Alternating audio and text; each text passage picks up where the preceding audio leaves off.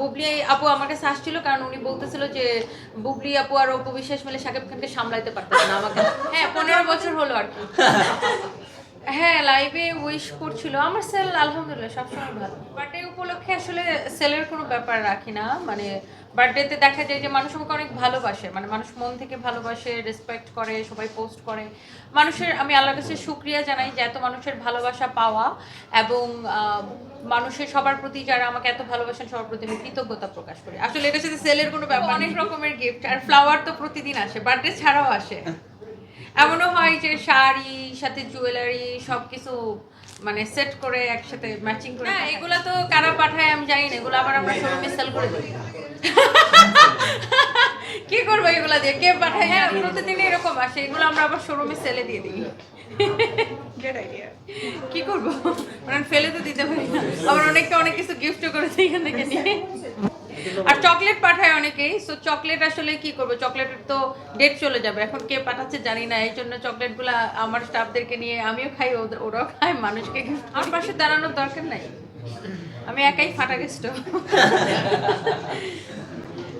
কারণ আমি অনেক কনফিডেন্ট, আর আমার জায়গাটা তো আমি কারো হেল্প নিয়ে তৈরি করি না, আমি নিজে নিজে আলহামদুলিল্লাহ মানুষের ভালোবাসায়, মানে আমার আসলে আমার সমকক্ষ কারোর, হ্যাঁ অবশ্যই তাদের সবার সাথে আমার ভালো সম্পর্ক, বাট সবচেয়ে বেশি প্রয়োজন আমার অডিয়েন্সের ভালোবাসা, আমার কাস্টমারদের ভালোবাসা। তো সেই জায়গাটা আলহামদুলিল্লাহ আমি সাকসেসফুল, এবং মানুষের হয়তো বা মন জয় করতে পেরেছি। আসলে এটা তো আর কোনো কম্পিটিশন না, বাট মানুষের ভালোবাসা আমাকে সবসময় মুগ্ধ করে, স্পেশালি নারীদের ভালোবাসা, মেয়েদের ভালোবাসা।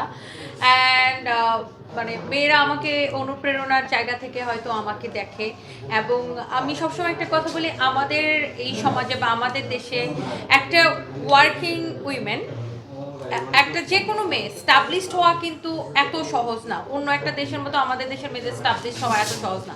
আমাদের দেশের প্রত্যেকটা ওয়ার্কিং লেডি জানে যে তাকে কতটা কাঠখড় পোড়ায় এই জায়গাটায় আসতে হয়েছে। সে একজন পুলিশ অফিসার মেয়ে হোক, একজন জাজ মেয়ে হোক, আর একজন হচ্ছে যে ব্যবসায়ী মেয়ে হোক, আর একজন উবার ড্রাইভার মেয়ে হোক, প্রত্যেকটা ক্ষেত্রে, বা একজন টিচার হোক, প্রত্যেকটা প্রফেশনে আমাদের নারীরা যেই জায়গায় আসুক, নারীদেরকে কিন্তু অনেক কাঠখুট পার হয়ে আসতে হয়, এবং একটা জায়গায় আসার পরে সেই জায়গাটায় টিকে থাকার জন্য ক্রমাগত নারীদের হচ্ছে স্ট্রাগল করতে হয়, কারণ আমাদের সমাজ ব্যবস্থাটাই না এরকম হয়ে গেছে।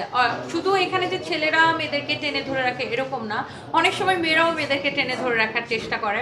সো সেই জায়গা থেকে আমার মনে হয় যে আমি লক্ষ নারীর কণ্ঠস্বর হয়ে কথা বলি।